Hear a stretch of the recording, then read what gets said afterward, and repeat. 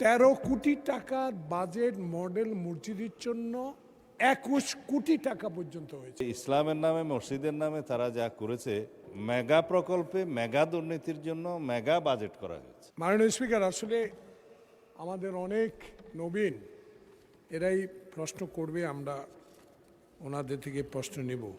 তো কিন্তু মোহাম্মদ আব্দুল খালেক সাতক্ষীরা 2, 3, 4, 5 প্রশ্নে একটা বিষয় আমার সামনে আমি জেনে নিতে পারতাম, কিন্তু মাননীয় স্বরাষ্ট্রমন্ত্রী আজকে ধর্ম মন্ত্রণালয়ের দায়িত্বে, আজকে এই সংসদে এই মুহূর্তে। তো ওনাকে একটা বিষয় আমি সকল সংসদ সদস্য জাতির জন্য জানা দরকার। বিগত 16টি বছরে এই মসজিদগুলোতে মডেল মসজিদের নামে অ্যাপয়েন্টমেন্টের নামে কি একটা ইসলামিক অ্যাপয়েন্টমেন্ট দেয় ওনারা, এই নামে 13 কোটি টাকার বাজেট মডেল মসজিদের জন্য 21 কোটি টাকা পর্যন্ত হয়েছে। তার উদাহরণ আমার নির্বাচনে, তখন আমি বিরোধী দল এমপি ছিলাম। এই বিষয়গুলো একটু তদন্ত করার দরকার। এই টাকাগুলো এত অপচয় হয়েছে যে এখন নতুন মসজিদের দরকার না। আগে যারা অতীতেই 13কে 21 করেছে, এই বিষয়ে সব মসজিদগুলো ভেঙে পড়ে যাচ্ছে।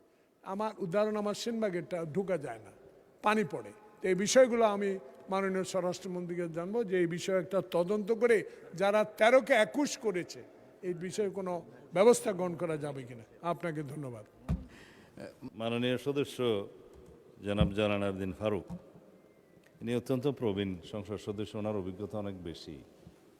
তিনি যেই প্রশ্নটা করেছেন এটা সর্বক্ষেত্রেই বলা যায় প্রযোজ্য।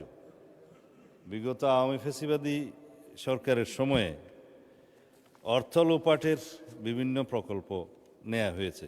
আমি এখানে বলছি না যে পদ্মা সেতুর মতো দুর্নীতি এখানে হয়েছে, তবে ইসলামের নামে মসজিদের নামে তারা যা করেছে সেটা অত্যন্ত গর্হিত কাজ। মডেল মসজিদ অবশ্যই ভালো উদ্যোগ, কিন্তু এই মডেল মসজিদ নির্মাণের জন্য প্রকল্প ব্যয় প্রাক্কলন সেটা যথাযথ হয়েছে কিনা এটা একটা খুবই যুক্তিসঙ্গত প্রশ্ন। 13 কোটি ব্যয় 21 কোটিতে বৃদ্ধি হয়েছে।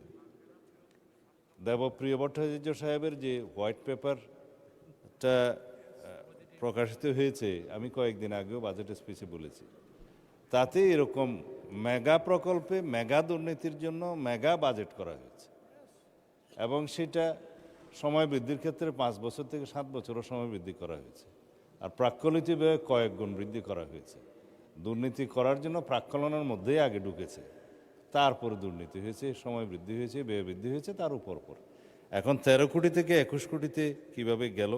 এই মডেল মসজিদগুলোর সমস্ত প্রকল্প ব্যয় টোটাল কত ছিল, কতটা নাম্বার অফ মডেল মসজিদ হয়েছে, সমস্ত মসজিদ ওয়ারি সেটা তদন্ত পরিচালনা করার জন্য আমি আজকে মন্ত্রণালয়কে নির্দেশ দেব মাননীয় স্পিকার।